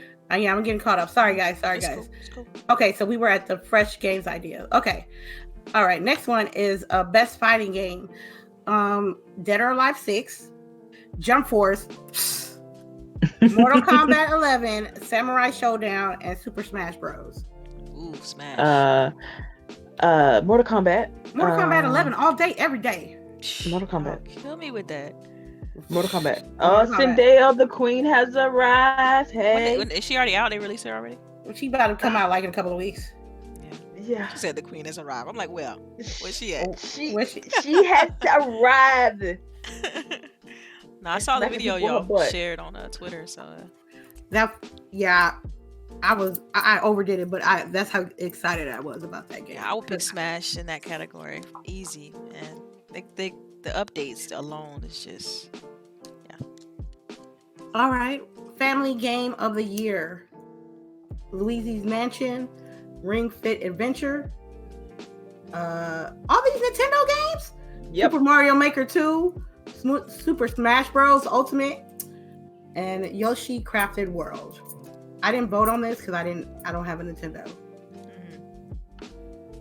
I don't think I voted on this either because I was just at this time. What about you, LBOOGIE? I didn't vote on this one. What about you, Delilah? Skip. All right. All right. Best esports team. I'll skip that. I'll skip this one too. Yeah. I did not. I don't know enough about the teams. I voted for San Francisco Shock. That's because San Francisco. Of course you did. They play Overwatch, okay? Yeah. Okay. Overwatch League. Okay. Overwatch League. Let me go up a little bit more. I skip esports player. I'm gonna just skip esports player of the year because I don't know any of them. Did you guys vote for esports player? Nope. All right, we'll just skip that. What about esports host? No. I thought I picked somebody in there. Read the nominees. I think I picked somebody. Yo, this first lady, I can't do her. Her name is. Yeah, well, skip it. If you can't pronounce it, just segue to the next name. Oh, I'll look it up later. the chick with the yellow shirt. Okay. Okay, that doesn't don't help at all. Okay, you go. Okay, you go online and you all right, look let me up. See. Let me see. I'll pull it up. You tell me how to pronounce her name. Alex Machine Richardson is the next nominee. We have Robert Redeye Chaloner. I'm butchering these fucking nominees today. Alex Golden Boy Mendez and Duan Candice Yu Shuang. I think I picked Alex Mendez. Pronounce that first name. I'm about to go to it now. I gotta get to it. Content creator. Expensive event. Esports game. Host. Oh, Yeah. yo, nope. Hey, you thought I was playing. Girl. You thought I was play pimping. I cannot It's pronounce FG. It's got to be. It says FG. Zorks. It says that the name is Zorks. Deportier. Deportier? Deportier. Deportier. It's Okay. Zorks Deportier. Alex Machine Richardson. Shoot. Yeah, these some tough names here. I'm telling you, man. They Not got you know Red that Eye, Paul Yeah. Red Eye Challenger, Alex Golden Boy Mendez, and Dwan Candace Shaw. Okay. Yeah, I'm gonna go with I think I picked Golden Boy because part of the reason why I picked Golden Boy is because I remember him doing commentary for Killer Instinct, and that's one of my favorite games. And that's Yeah, like out of the entire stack of people, like that's who I stood out. That's who I remembered the most. I've seen Zorks before. I've seen Alex before. I think that first girl's name is Effie. Effie. we- Okay, Effie. Mhm. I started just saying her tag in the middle. Zorks. I think that's Zox or something like that. I'm gonna get an R for him. Zox. I don't know. All right. Stuff. Delilah, you want to take that other half? The esports game of the year. All Yeah. right, we got Counter-Strike Thank Global you, by the way. Offensive, Dota 2, Fortnite, League of Legends, and Overwatch. It's the esports game of the year. I did Fortnite. I did Counter-Strike. Okay. I think I skipped this one. Same. Esports event. You got the 2019 Overwatch League Grand Finals, EVO 2019, Fortnite World Cup, the IEM Katowice. How do you say that? Okay. Katowice 2019. I don't know how to pronounce it.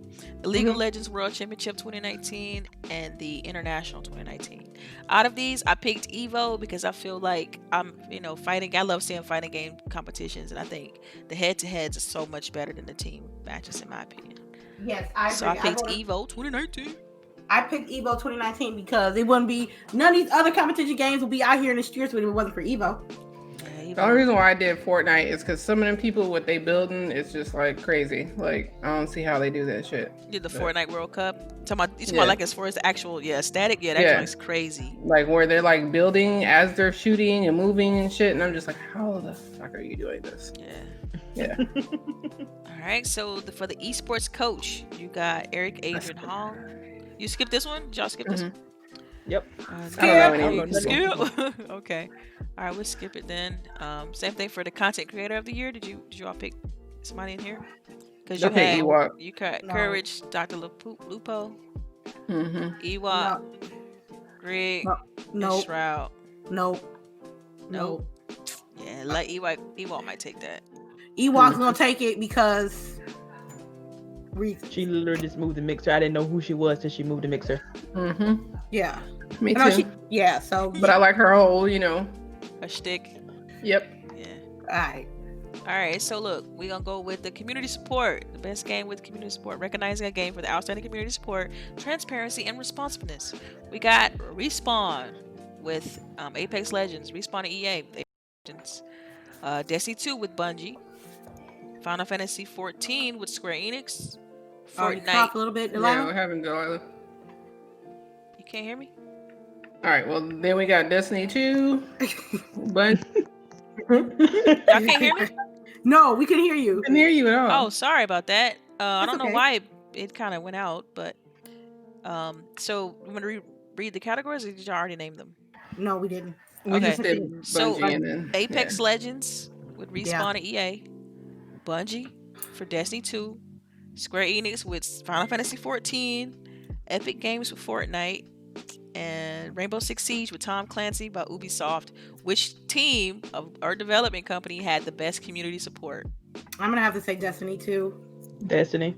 because that's what I said too. Because the I love Tom Clancy, Rainbow Six Siege, but that community support is not on par at all. Destiny, I feel like Destiny really, like Bungie really tries to listen to the community. Yeah.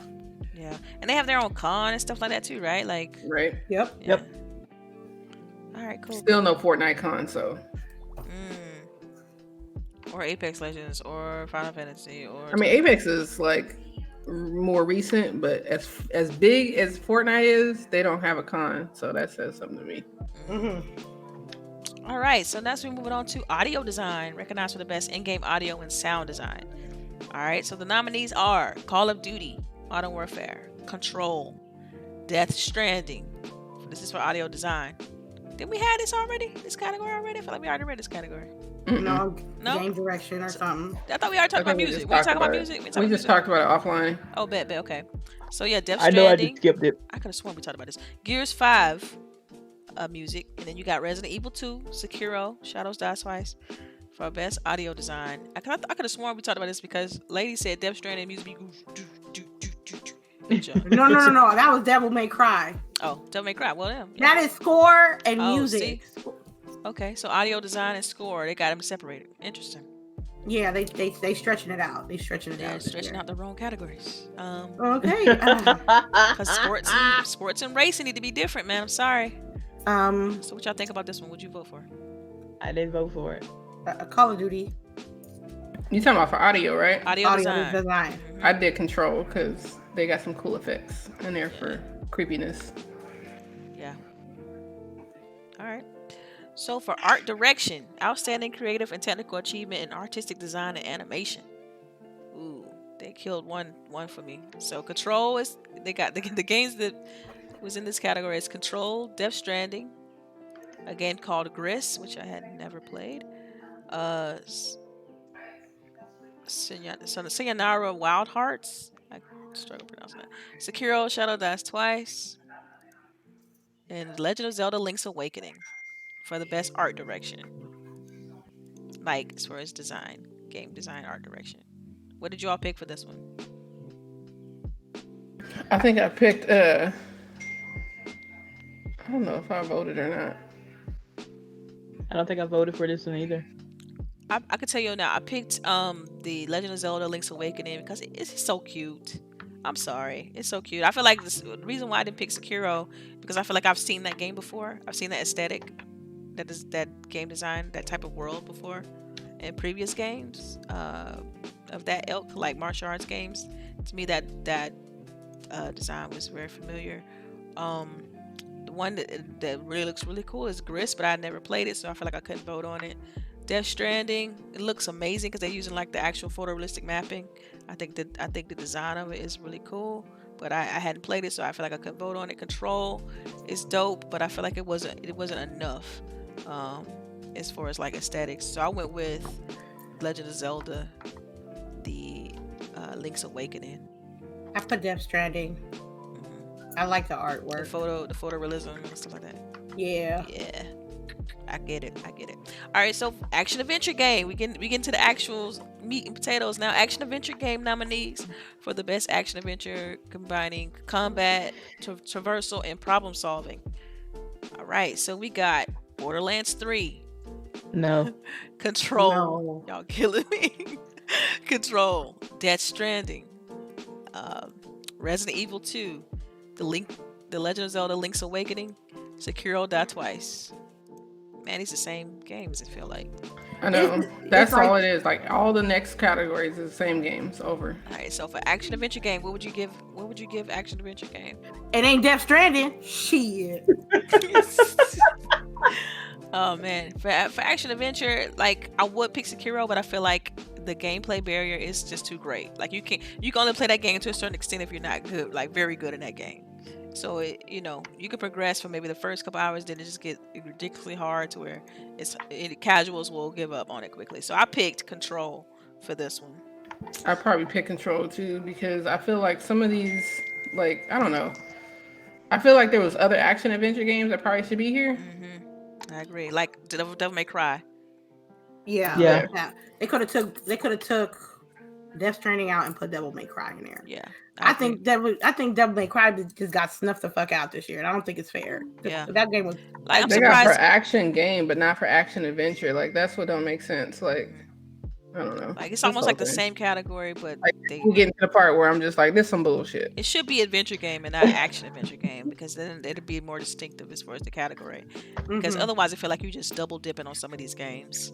You really are. So for the best action game, which is a completely different category, We have Apex Legends, Astro Which should be a Chain. shooter. Yeah, well, it should be a shooter, right? Yeah. Um, we have Astro Chain, Call of Duty Modern Warfare, Devil May Cry 5. There it is. Gears 5, Metro Exodus. Man, it's a tough category. I think I chose Gears, but Metro was I also think I did really too. good as far as action game. Dang, for And me, Call of Duty, I feel like Apex don't belong there. I think I And picked Gears, but Astro Chain is a close second. Man, Gears first, Devil May Cry second, because you can't tell me it wasn't no action in Gears 5, despite what you people say about the game.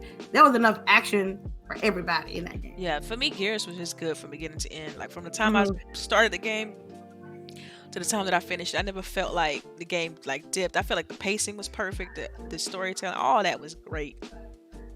So yeah, definitely Gears will get it. We got this for me. But again, Astral Chain is really good too. The gameplay mechanics on it is just dope. So yeah.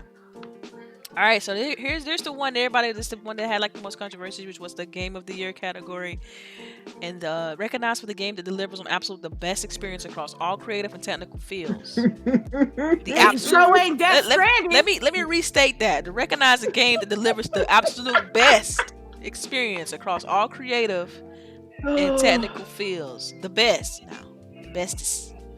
We got Control by Remedy, Death Stranding by Kojima Productions, Resident Evil 2 by Capcom, Sekiro Dies Twice by From Software, Super Smash Bros. Ultimate by Bandai Namco and Nintendo, and then you have The Outer Worlds by Obsidian. The best experience across all creative and technical Outer fields. Worlds. I did too. The best experience, like by far. I mean, but then you gotta add in the best out of what we decided. Yeah. So like, I feel like out of the games that's listed for the Game of the Year category, I mean, I can't speak on Death Stranding because I haven't played it. Control was dope. I enjoyed that game. I feel like I really wouldn't pick Resident Evil 2 because that's just not my style of game as far as like horror-based games. But I heard it was really good for a remake. Sekiro Dies Twice, like I said, that game is great to a certain extent because the difficulty is a barrier. I like to be able to play a game and complete it, and if I can't enjoy the rest of your game because of a like if I can't play on easy and beat it, like something wrong. Sometimes I just want to see the story, and this basically the story is no story. So what's the point? Like to me, the experience. It is a key word in this entire thing is experience. For me, the experience on Sekiro is just ain't it. You know what I mean? It's for story and all that good stuff. Super Smash Bros. Ultimate. It's a fighting game. That game's fun all around. As far as creative, I feel like it's a formula that's been done over and over again. It's not like it's something extremely new. So I had to rule out Smash Bros. The Outer Worlds, that would be my Game of the Year if I had to pick out of all these titles because new IP. The gameplay elements was good. Doesn't have that high of a barrier of entry as far as playing it. You can enjoy it as you play. You can get the story. You can replay it and play it a different way. So yeah, Outer Worlds would get my vote. Okay, check it. First of all, I don't know why a remake is Game of the Year. Me too. I mean, a remaster, whatever you want to call it. Be up there. It should not be up there. 2, Death Stranding had a lower score than Gears, but Gears is not nominated. I don't get it. So this is that score is based on Metacritic, and we already know that the Metacritic is not. I mean, I would consider that like a huge. The thing with if Jeff and Kojima wasn't friends, if Kojima wasn't on the advisory board, then I would He's the founder of it. I just learned that out. Founder of what? Game Awards. Who? Wow. Wow, that's why this. Oh my God, so much makes sense now. Like, oh my God. I mean, even just like the relationship with like Jeff Keighley and Kojima, like he basically made his baby a reality. Like, I don't like the Game Awards. Seriously. That's why we clown. I really want us to have a legitimate game awards that's This is it like though. people. See, that's what I'm trying to get Nope. people to.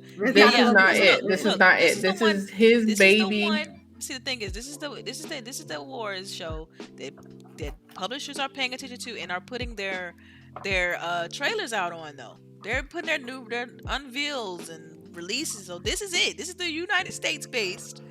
No, I feel like we need like a separate organization, just like they do for the Grammys and stuff like that. It's a separate organization that puts on an actual organization that puts on a video game award show. Like the BAFTA, ain't there a BAFTA video game award? They got a bunch of them in the UK, of course. Yeah, the real ones, the real ones, the legit ones, the legit ones. Yeah. Look, Outer Worlds got the replayability value, the originality, the voice acting, the exploration value with me. Death Stranding got some good aesthetics, but it ain't my game of the year, fam. And I bought this game, and I bought the game day one. Yeah, you was the biggest, one of the loudest voices regarding this game. Because I was like, this is a new experience. I played on the early Kojima titles like Metal Gear Solid 1 and 3. So I was really coming in this with an open heart. The gameplay is ass, okay? It's too much moving packages and not enough BTs. You know what I'm saying? I don't need to babysit BB every time I fall. But you can't express your opinion now these days because people want to nitpick and stuff. I'm gonna tell you like this: if you like Death Stranding, that's all well and good. But you're not gonna sit here and tell me that this nomination is straight legit, because it ain't. It ain't, and it don't deserve to be Game of the Year. It deserves art direction. It deserves audio and design. It deserves music. It deserves the score. Game of the Year? I don't think so. Not when your homeboy is the host and you the founder and you an advisory board. Get out of my face with that. Oh, one more thing. If people have a right to feel how they feel about the Video Games Awards. If you do not like the Video Games Awards, then don't talk about it, don't watch it, and don't criticize people who want to talk about it and want to watch it. Because it is a thing, and it has to be discussed. And as gamers, we have to look at these things. Now, if you don't like Video Game Awards, that's fine. If you don't like the nominees, that's fine. But you're not gonna. Don't drag the next person because how they feel about the nominees. Because I was hot as potatoes when I got off of work and saw the nominees. Because I'm a gamer, I invest my time in these games. So yes, I will take a look at the nominees. It definitely shocked me that Gears 5 wasn't nominated. I feel like that's one of the best. Yeah, that got robbed. That got hella robbed. This year. So I'm gonna be honest with you. It's not like my best gaming experience of the year, but it should get nominated because 1, the marketing was on point. 2, you had a solid fan base core that wanted to play this game. You know what I mean? It had multiplayer value. It had multiplayer value because you can play with your friends on story mode, and it didn't get nominated. My thing with Gears 5 was that it actually did things new in the series this time. Like you had open world areas. You know, you had different guns. You could use Jack to help you assist with combat. You can level up. You could level up Jack. Like it was to me, it was fire. Like that game was fire. The story was on point. The decision, like all that stuff was really good. So I'm like, that's really messed up. You know what I'm saying? So and it was within the time frame. I feel like Star Wars Fallen Order got robbed. Oh, yes. I feel like Devil May Cry got robbed. You know what I'm saying? Do you think it'd be better for them to increase the nominees from 6 games to 8? Yes. And Detroit Become Human. Where the hell that shit at? Wow. Did they release this year? Apparently it don't matter because Smash Bros. Came out last year. Yeah, because last year they roll up because if you release too late, then you can roll. So that means Star Wars is going to be nominated next year. I'm guessing. How is that possible when Smash Bros. Got released a year before? They should really think about moving the show to January, to be honest, because then it'll be easy for people to understand, and you don't have to worry about it cuts off today, and then that's why we didn't put them in. You know, because every gamer is going to have what they think their game of the year is. And that's why people with their podcasts, they do their own video game awards. You know what I'm saying? Of this time of year, and those are more legit than the actual video game awards. I tell you, all I do is clown the video game award. I live for that shit. I can't wait for December 12th. Woo! And his birthday weekend. Let's get it. It will be on December 12th at 6:00 p.m. Pacific Standard Time on YouTube, Twitch, maybe Twitter. Grab your popcorns and stuff. We will be doing a live stream. It's going to be Grown Woman Gaming and Marsha Cat coming through in the building. So it's going to be fun. Yes. Should be a lot of fun. All right, so look, we need to get through these questions. We are going way past time than we normally do, but let's go ahead and go through these questions real quick. I know we got quite a bit of them. Thank you to everyone who's participated in asking us questions. We do appreciate that. This is personally my favorite part of the show, but let's go. All right, first up, we got Mitchie Dies a Lot. Are you ladies going anywhere for Thanksgiving? Are you going to Brown Thursday or Black Fridays? Are we going shopping? What's up? Anybody going to do anything for Thanksgiving? I know. I'm not very big. I am. Yeah. Are you cooking? Are you gonna cook though? I ain't cooking nothing. Okay. All right. No, I'm playing. We're gonna probably have a nice little Cuban style meal and some drinks, something small. All right, bet. So for me, I'm going to see family in Houston, so that should be fun. So yeah, definitely going somewhere for Thanksgiving. I'll be just cooking at my mom's, and I will not be shopping unless I can do it from the sofa on the computer. There you go. Yes. Let's see. Next question. I didn't answer. Oh, my bad. Damn. Sorry. Forget about me. My bad. I don't matter. You do matter. Of course you do. CHAREECE said I don't matter. She said, "Fuck your Thanksgiving." Oh. And I did not say that. I don't know if I want to say now. Shit. Go ahead, Boogie. Come on now. Time is ticking, girl. Okay, I'm gonna make some turkey legs, some Brussels sprouts, some. You have me at the turkey legs. Yeah, right. And stuffing and sweet potatoes. Yes, I'm coming over. And then I probably will go shopping because my mom's here and she's the shopping queen, and we pretty much always go shopping on Black Friday now. So. No, that's okay. I got my Amazon cart right now is at $199. You trying to get it? What you trying to get down to? Shit, if I want to get a Nintendo Switch, it's gonna be up to $500. But this is the first Black Friday in a long time that your girl got paid and all her bills are paid up. So I'm going to the Van store. I'm going to get all the stuff for like my birthday outfit. Or trap karaoke, because your girl's gonna go do trap karaoke, and like a grown and sexy outfit for New Year's, and you know, and save the rest. You know what I mean?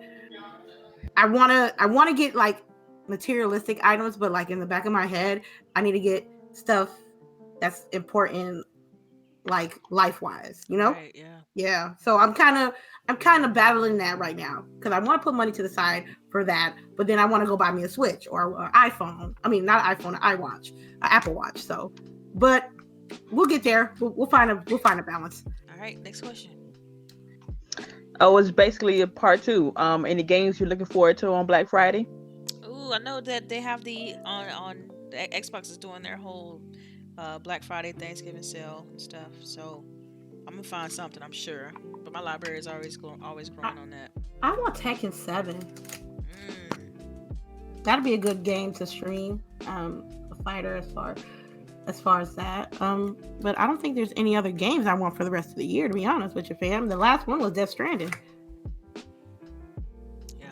Yeah, I would probably get Death Stranding, but I don't think they're gonna have it on sale. Yeah, Black Friday, so. Wait, I don't care how long it takes. You get that on sale. Say, wait. Yeah, I don't know. Bargain Bennett. I'll probably look for some VR stuff though. Yeah, it might come out on PC though, because isn't Death Stranding coming out on PC next year? I might get that and then play it with my Elite controller. So then I gotta worry about the whole buttons. Yeah. All that on PlayStation, I can just play with my Elite. All right. Okay, Megan, you're right. I totally forgot about Greedfall. That was a low-key indie title. Wow, yeah. That should have been nominated.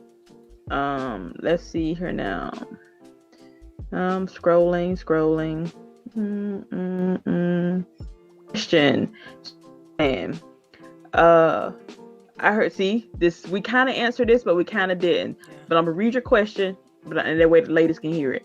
Sir X-Men, I heard some of your nominees and some of them are games from last year. So why isn't Red Dead Redemption, Assassin's Creed Odyssey, any of those? Because they had Monster Hunter World. Well, because Monster Hunter World released after the nominee cutoff.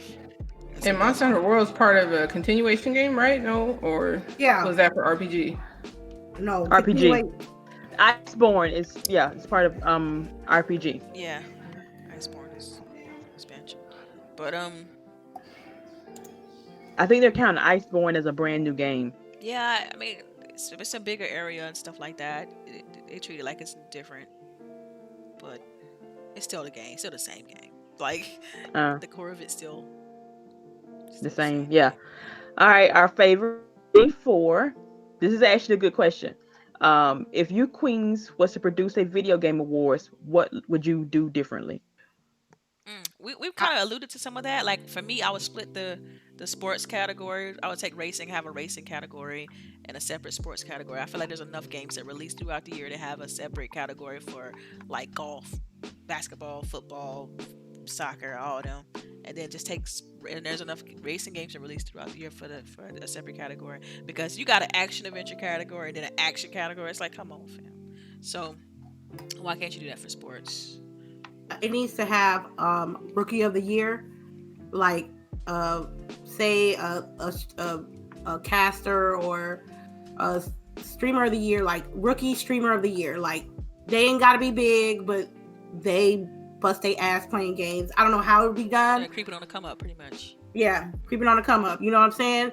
I think it should be a spot for people that want to be content creators and they produce good content and be able to get nominated to get a little bit of exposure. Because what I notice is that there's not when it comes to creator of the year or gamecaster of the year or esports teams, there's not as much diversity that I would like to see.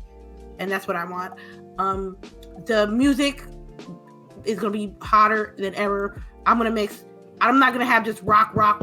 Classical is going to be rock, trap, R&B, dance. I want it to be a party. I don't want it to fall asleep during half the song. Right. Oh, and one more thing. I wouldn't have any biased anything in my video game awards. So like if Kojima my homeboy, I'm gonna be like, yo, you gotta earn your spot on game of the year just like everybody else. Now because you my homeboy, you know what I'm saying? That's how I would change. That's what I would change. All right, next question. I personally, if we were producing it, we would not be on stage none that night. We would hire a host. We would hire, like they say, this jury, their scores. Okay, cool. But, why can't we also have a People's Choice Awards also? Like, okay, this is what the people voted for, right, and this is what the industry voted for. Like the People's Choice Awards, right? Yes. Like that's how I feel like it should be more done, because like most of the people that are on the panel are the same biased people that we see giving the same reviews on scores. So like if we already feel like there's a problem with the game media, why would we allow those same people to vote for who's going to be in these categories? Yep, I agree. Yeah. Yeah, I don't know. It's one of those things to where I personally I agree with us for us to hosting, because I think now it's created a new problem, right? Like this, if they would have kept that separate, this wouldn't have ever came up as a problem. People wouldn't know, who's the founder and it would be one of those things to where it has the playing field would seem level, right? Even if it isn't the same level because of who's hosting and who's bringing out people on stage to show their game and stuff like that. So yeah, it's an interesting dynamic. All right.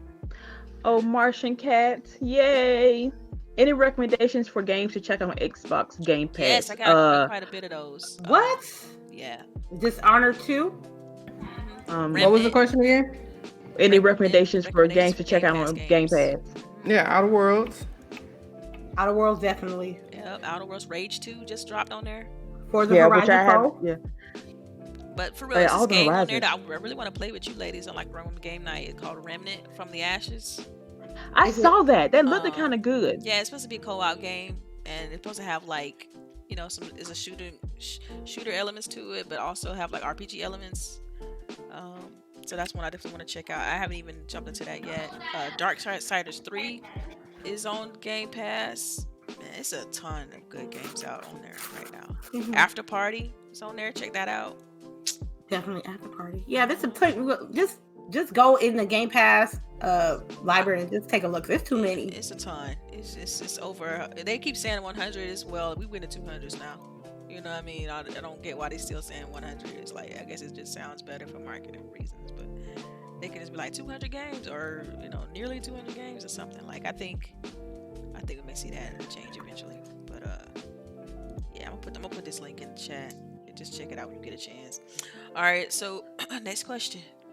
Super Cooper. All right, see, this is not me. He said it.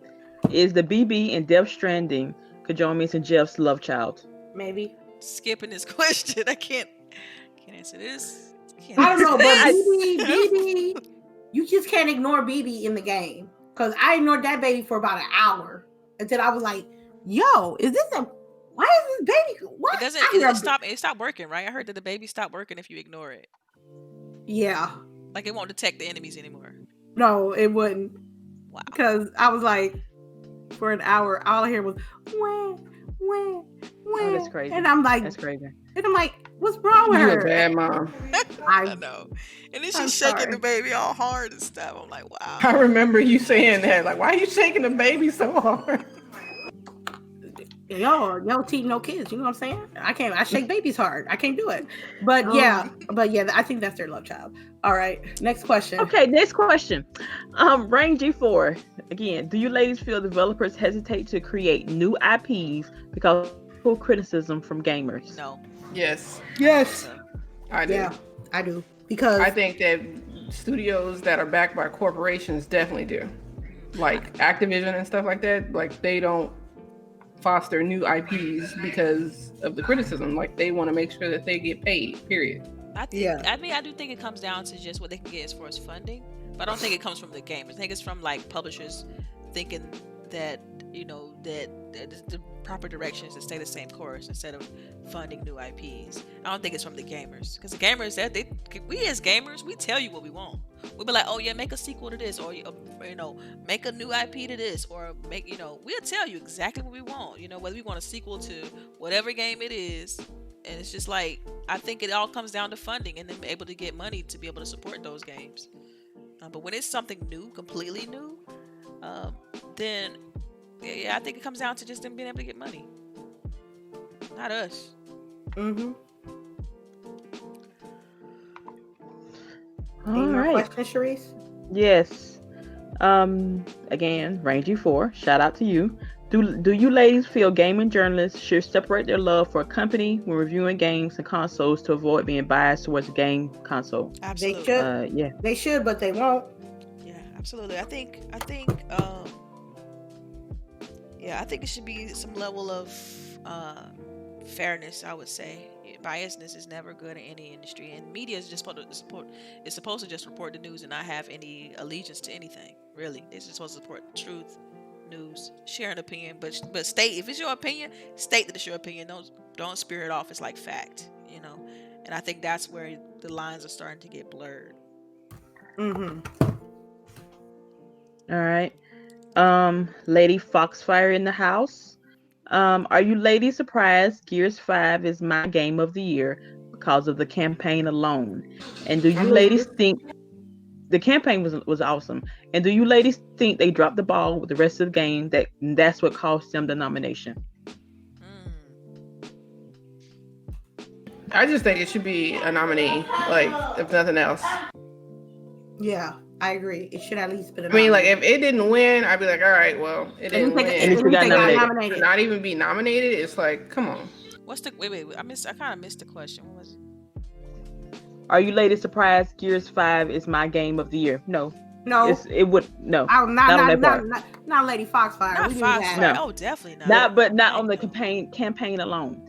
Now the second part of her question: do you ladies think they dropped the ball with the rest of the game, and that's what caused them to not get the nomination? No, it shouldn't have, because some of these games don't even have a multiplayer. Some of these games the games that got nominated don't have multiplayer. And if you had to judge Gears on just the multiplayer alone, then yeah, that'd be different. But she mentioned in her question campaign alone. Absolutely, campaign alone, it should be considered just a like you would with a Death Stranding or with an Outer Worlds, because that campaign is straight fire. That part is just, I'm always gonna have questions there on why that game didn't get nominated, like always, especially when you compare it to the list that's up there. So, Yeah. they can't say it didn't do anything different. They can't say that. And that's what they wanted the whole time. Oh, Gears is always the same. Oh, they got 5 different play things that you could do in the game. 5. Let's stop. Let's not. Yeah. Yeah. All right. Is that all the questions? That's what it looked like. All right. That's all. Oh, we The almost hit questions 2 hours this week. I know, it's crazy. I keep looking at the time like, yo, we you know, our Yeah, everybody mad at me here. Yeah. Our hour and 20 minutes. Yeah. Yeah, that's it. That's all the questions. That's it. Awesome. Okay, so let's go ahead and jump into these outros. I guess I'll go first. This is your girl Delilah_HD. Feel free to follow me on Twitter. And thank you everybody for rocking out with us on the show. We enjoy each and every one of you. Tell your friends. We're still trying to increase our doggone subscription count. We're coming up on our 100th episode, so please, you will be seeing some goodies there. Trying to do like a couple code giveaways. So yeah, continue to check us out, and we'll see y'all next week. Oh, that's right. We're skipping Thanksgiving. Okay, bet. Game Awards will be the next show then. Really? I think so. No, the next show will be on the 7th. On the December. 7th. Yeah. All right, bet. So we'll see you all on the 7th. Sorry. Today. This is me, Lady Infamous 415. You already know. Thank you so much for you guys for coming by, for being interactive in the chat. We love it. You can check me at Lady_Infamous 415 on Twitch. You can check me at my side piece, aka Twitter, Lady_Infamous 30. I'll be doing some streaming, VR game night next week, and I appreciate everyone that stopped by and watch us talk about games. Thank you. All right, CHAREECE. All right, it's your girl CHAREECE here again. Thank y'all for hanging with us. Thank y'all for the interesting questions. Again, just thank y'all for spending y'all time with us. But hope y'all have a good weekend. Be safe. Don't do anything reckless. Have a good day. Last but definitely not least, Miss LBOOGIE. All right, y'all can catch me on Twitter, on Mixer, LBOOGIE0208, weekdays and sometimes on the weekends with these crazy ladies. So, yeah, come find me. And shout out to LBOOGIE's mom. Hey. Yeah, funny. She back here talking. She's like, why is it taking so long? Yeah, normally, we had a lot to talk about, so. I know. I'm like, damn, usually this takes like an hour. Right. Sorry, that's my bad. I got kind of excited with the topics. All right, y'all. We'll catch y'all next time. All right, peace.